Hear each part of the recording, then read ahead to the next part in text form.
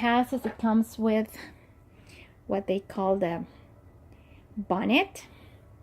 The bonnet is just like a tube joint at the bottom, and on the top they created a picot edge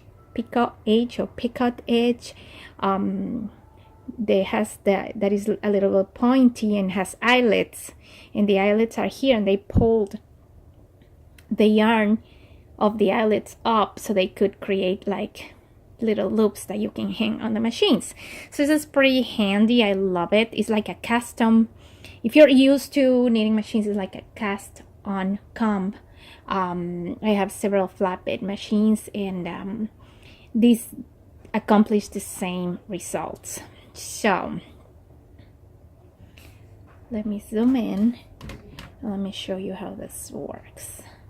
So what I'm going to do is I'm going to hook every other needle on the loops of the bonnet. I'm gonna pass it through.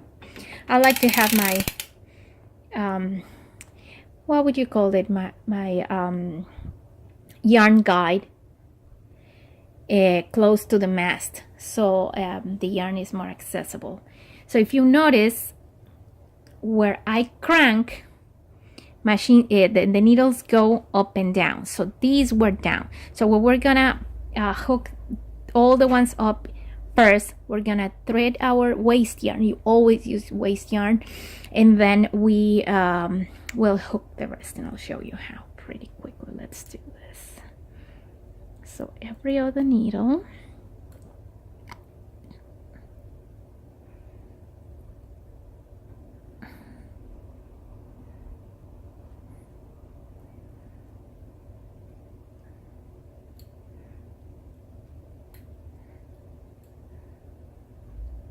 okay, if you skip a needle, put it every 2 needles or something like that, it really doesn't matter. You will accomplish the same as if you did it exactly every other needle. It's just no big deal. It's a little bit hard to keep the bonnet hard so you can down so you can see what I'm doing. I'm going to try not to block the view. Let me hold it from the bottom.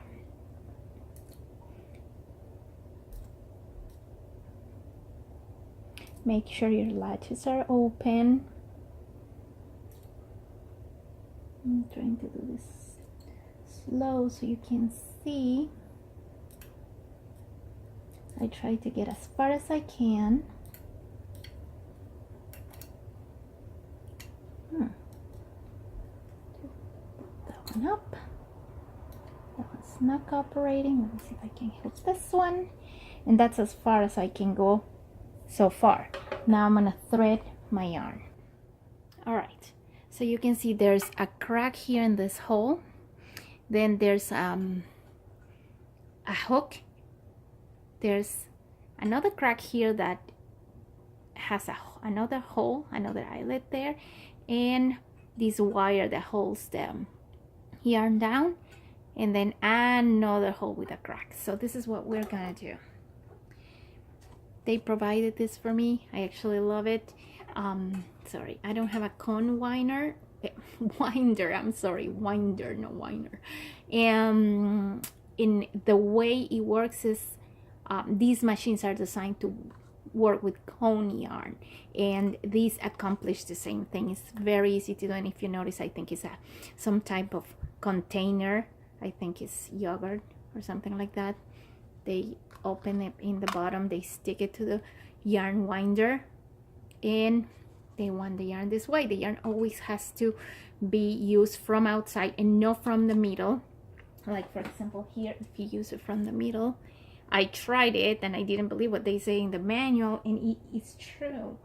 The stitches come out different sizes, and it looks really messy. So this is the way you thread the yarn in this particular machine.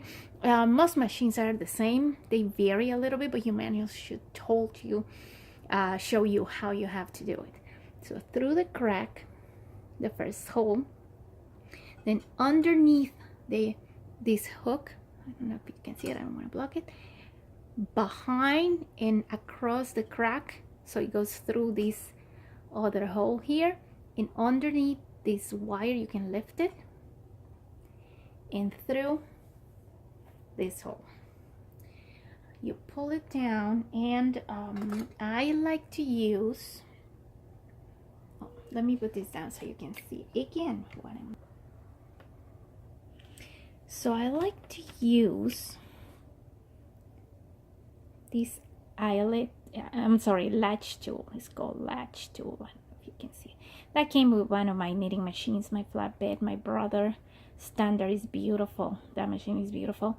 So it's very easy to use, and even when you lose a stitch, when the machine drops a stitch, it's a very handy tool to get it back, because the latch opens and closes, and you can just thread it through, and nothing happened, you know, no harm done. So I'm gonna use this to pass the yarn, my waste yarn, through the yarn guide like this, see? And I like to put the yarn in front of the first two needles to make sure that it's going to knit. And I'm supposed to put weight on this, but not yet. I'm gonna pinch with my hand the bottom, and I'm gonna crank clockwise. I'm sorry, my English is breaking, along with everything else. Let me see. So now I can hook the other loops from the bonnet to the needles that were missing. And as you can see, I must have missed one at some point because I got two together in a row, so it really doesn't matter. So I'm gonna keep holding down, and I'm gonna crank. Oh, I think I know which one I missed. I think I missed that one, but it's okay. The machine caught it. There's something wrong here. I need to make sure I'm gonna have a stitch on each of these. So I'm gonna just hook this up here, and again, no harm done, right? I'm gonna crank several times until I feel, and I need weights. Look at that. See how the knitting is coming up, and you can see how it's bulky here. It means that it needs weight. It should look like this. If you leave it too loose, and you're gonna start dropping stitches. So let me put my weight. There's several videos that teach you how to do that. The machine came with this little handy tool. I forget what the name was. So what I do is I usually put it this way, facing me, see? And the bottom of your cast on bonnet is going through here, and then you're gonna turn this up, catching the folded bottom of the bonnet, and then you're gonna hang a weight here. So I don't know if I can put down the machine so you can do what I'm doing. You can do what I'm doing and see what I'm doing, most importantly. So this is the bottom of the bonnet. So see, it's facing me with the teeth up. So I'm gonna pass it through the front, underneath. I'm gonna pull it down, and then I'm gonna turn this up, and then it will be cut there. So the machine comes with these weights, 3 of them, and then you put the weight through the hole and then hang it down. And as you can see, be careful, don't let go until you're sure the bottom is really well cut in the buckle. I think that's how they call it, buckle, because that can fall on your toes and it's not gonna be pretty. It can be really, really hurt. It can be really painful. I'm sorry. Here we go. now we're gonna keep cranking. I already cut my yarn, so I'm just gonna see, pay attention where it ends so I can change it. I'm gonna unwind it so I know where it ends, because I keep using the same yarn because I don't have a lot of waste yarn, and I need to keep the little I have. I'm almost at the end of my waste yarn. I'm gonna keep cranking until I finish it, and then I'm gonna use my main yarn. You notice that my tension, I know my tension is good because it is close by, but not too close. The spaces between each row. But I could, if I wanted, I suppose, make it a little bit, loosen it up a little bit, but we'll see. We'll see how it goes, and we'll get the tension right with the main yarn. So I'm gonna put the tail inside, and I will thread my main yarn. I'm going to thread the yarn the same way I did before, through my yarn guide.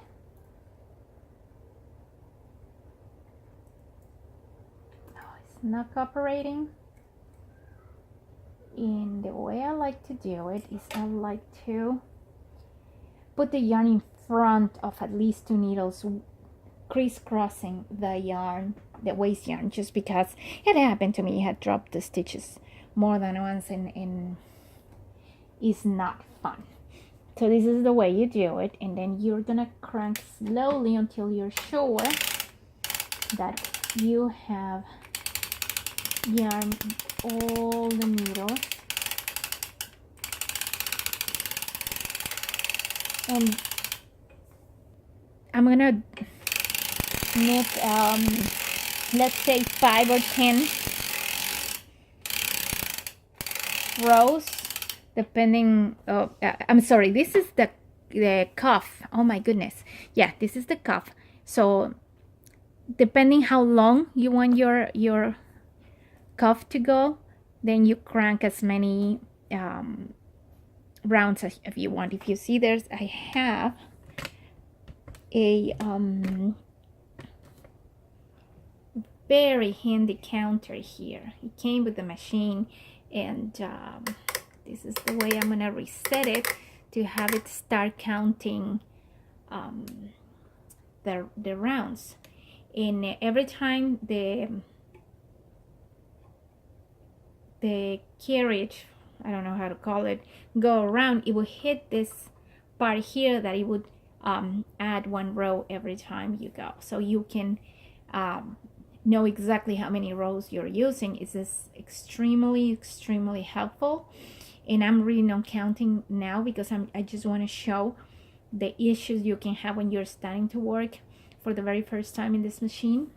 There's many good videos, probably better, that will show you how to actually create all the steps to create the sock. I watch many of them until I could get it right. Don't get discouraged. It takes time, a lot of practice, and a lot of patience.